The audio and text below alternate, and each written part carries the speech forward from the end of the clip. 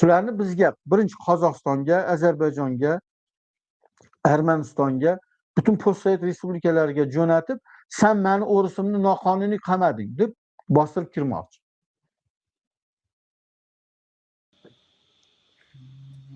Meni murojaatim oddiy o'zbekistonliklarga. O'ris kirib kelgan o'zi umuman o'ris fuqarosini kirgizishni to'xtatish kerak.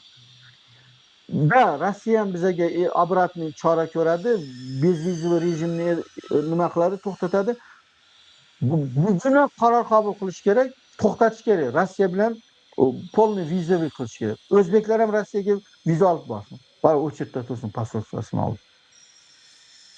Chunki shunday qilmasa, bular vizasiz kirib keladida, jinoyat qiladi, banditizm qiladi, indamasang bardak qiladi, ichkaridan buzadi hamma.